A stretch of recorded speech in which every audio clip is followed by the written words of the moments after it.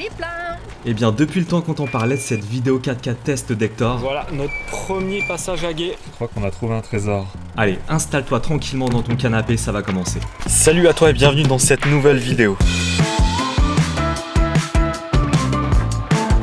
On n'avait pas publié de vidéo car on avait d'autres projets en parallèle et aussi un peu sous-estimé le temps des travaux sur Hector qu'on voulait faire avant l'aménagement. Oui, je sais ce que tu vas me dire, ça faisait vraiment longtemps qu'on s'était pas vu. Pendant ces derniers mois, j'étais pas mal pris. J'ai réalisé des vidéos pour mon entreprise. J'ai aussi participé à un concours vidéo sur MyShop Solaire. On en a aussi profité pour emmener Hector au garage et le faire renforcer au niveau du châssis. Et cette opération de renforcement de châssis, ça a duré vraiment bien plus longtemps que ce qu'on avait prévu initialement. Et aujourd'hui, on t'emmène dans la Loire. On est parti tester Hector pour ses capacités 4x4. On va utiliser plein de petits chemins, des petites routes, des petits sentiers. Et on a même acheté un roadbook, on t'en dira un petit peu plus tout à l'heure, pour voir si Hector est apte à partir à l'aventure. Allez, maintenant, place à l'aventure, c'est parti.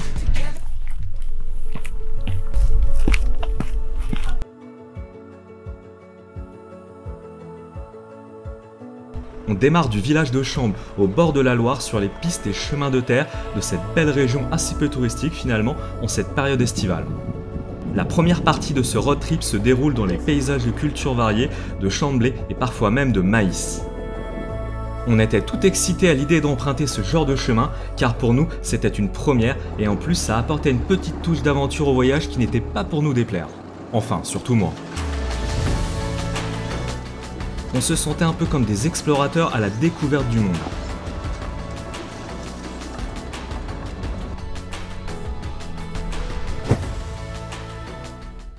On a fait une petite pause rapide le midi avant de reprendre la route. Il nous restait pas mal de temps pour atteindre notre objectif de la journée.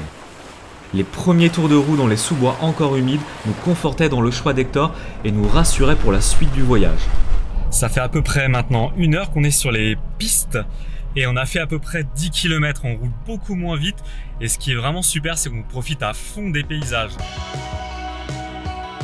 C'est vrai que la diversité et la beauté des paysages traversés étaient étonnantes. Nous ne nous attendions pas à découvrir ce genre de panorama et je dois dire que plus le voyage avançait et plus on était heureux de vivre cette expérience nouvelle. Voilà notre premier passage à gué. Oh, c'est mignon. Et voilà qu'une météo capricieuse se mettait à nous mettre des bâtons dans les roues, enfin ça rajoutait du challenge à l'aventure. C'est ce qu'on se disait pour ne pas se démoraliser. L'objectif de la journée c'est de faire à peu près 40 km et je peux te dire qu'on n'est pas arrivé.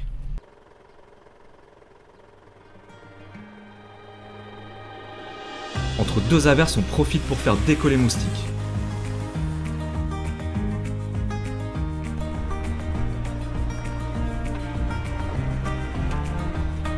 Les pistes s'enchaînent mais toujours à une vitesse réduite. Hector est toujours vaillant et ne montre pas de signe de faiblesse.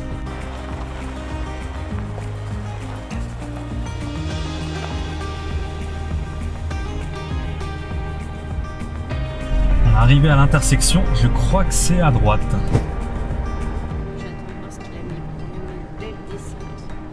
Cette descente ne posera aucun problème, par contre c'est la montée qui arrive qui mettra Hector à rude épreuve. J'ai attaqué cette montée en mode normal, mais visiblement Hector n'était pas décidé. J'ai même calé, du coup je suis redescendu en sorte de glissade un peu en vrac, bref, un grand moment. Pour le second essai, je suis passé en boîte courte 4x4 et là Hector est monté comme un chamois. Voilà, je crois qu'on a trouvé un endroit pour la nuit, ça va être super sympa. Il y avait quelques branches qui gênaient, mais sinon le spot semblait idéal avec une vue dégagée sur la vallée. Et surtout des endroits comme celui-ci, on n'en avait pas rencontré beaucoup sur le chemin. Donc on voulait pas risquer de continuer la piste et se poser en pleine forêt.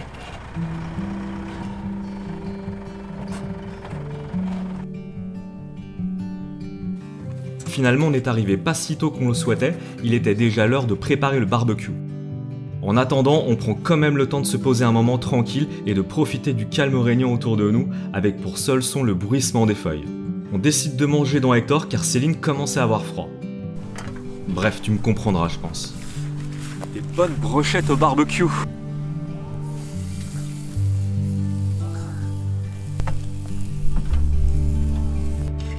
On finira donc la soirée dans Hector, au chaud avec nos brochettes.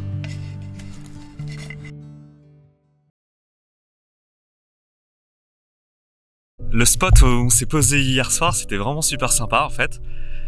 C'était une petite clairière dans une forêt.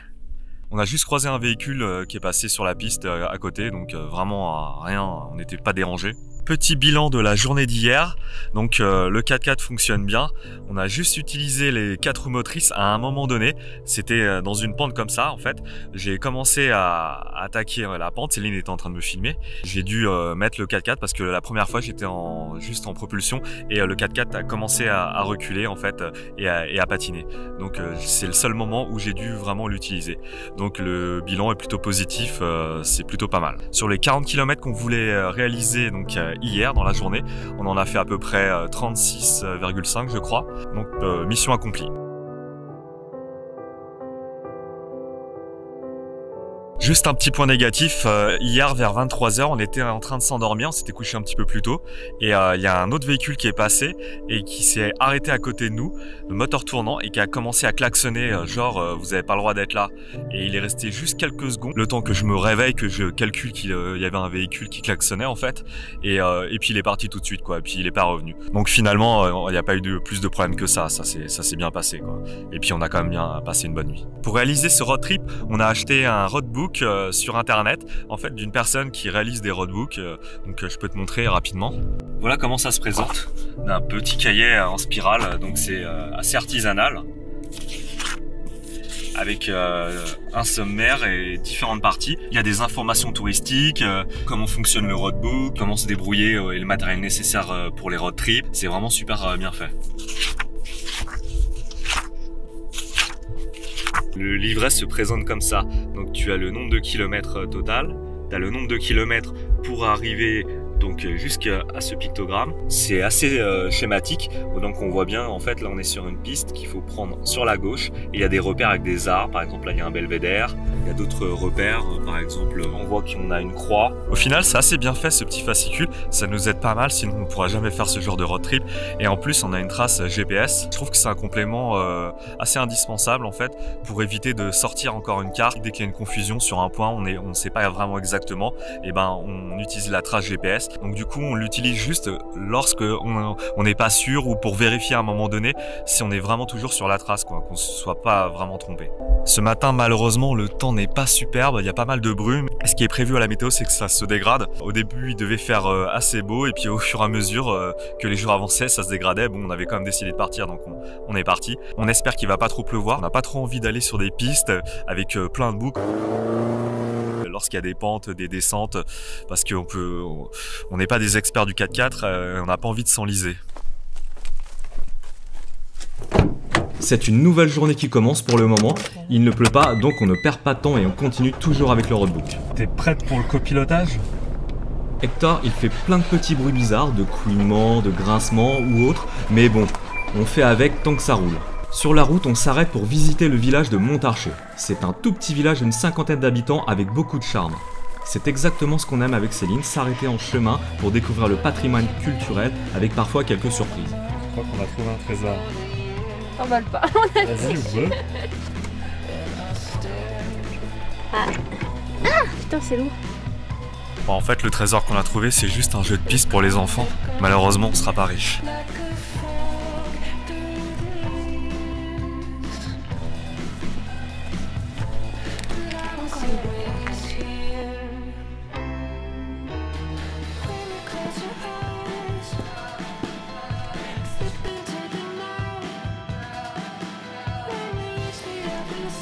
Après avoir fait le tour du village, on finit sur la place de la mairie avant de reprendre la route. On poursuit notre route sur une piste avec beaucoup de pierres, ça se coupe pas mal.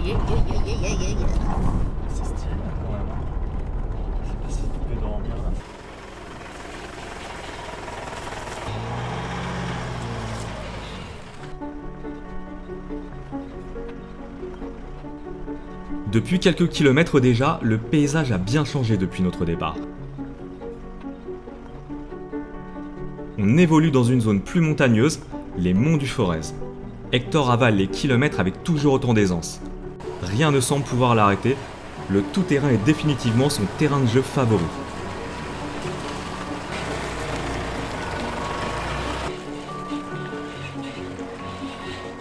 Lors de la traversée d'un des nombreux petits villages du parcours, on s'arrête faire le plein d'eau potable pour nos gourdes car on évite de boire l'eau de notre cul. C'est plein. Réserve faite pour la journée.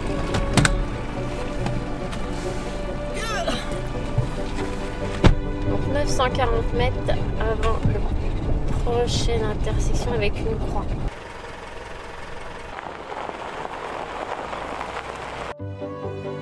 Sur cette partie de l'itinéraire, les pistes sont beaucoup plus lisses et bien entretenues, on avance bien plus vite aux alentours de 50 km/h. Ce qui réjouit Céline qui commençait à saturer de chemins chaotiques.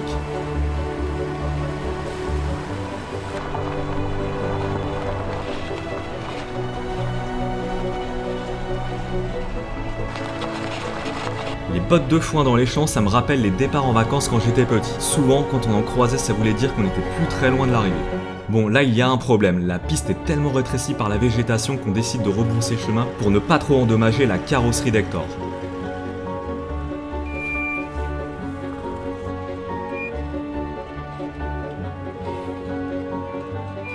On fait un demi-tour comme on peut avec le peu d'espace disponible, mais on s'en sort comme des vrais baroudeurs.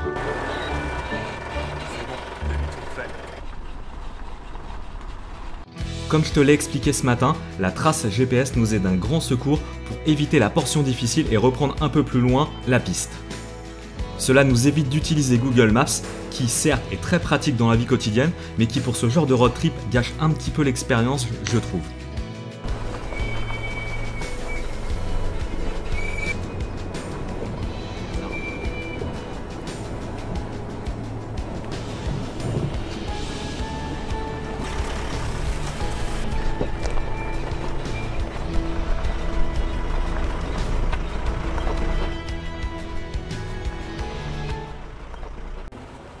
On arrive sur la partie la plus belle et la plus impressionnante du voyage, avec même un petit rayon de soleil.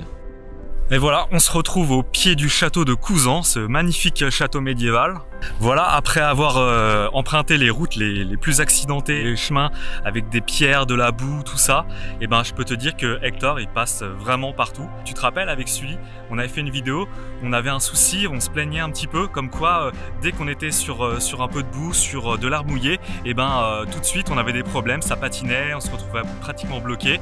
Et ben là je peux te dire que Hector, on est complètement satisfait.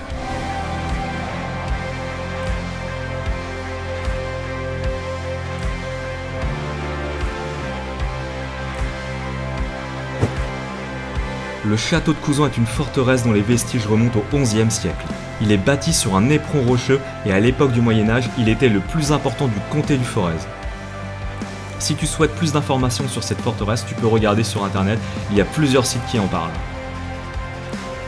On repart tranquillement en admirant au loin les vestiges qui se dressent fièrement en haut de la colline. On va se faire une petite pause café.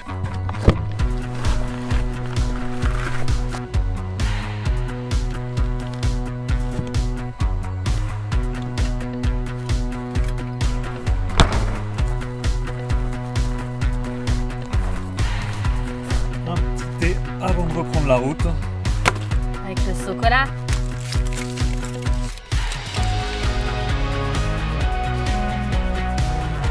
Il est bon ce chocolat?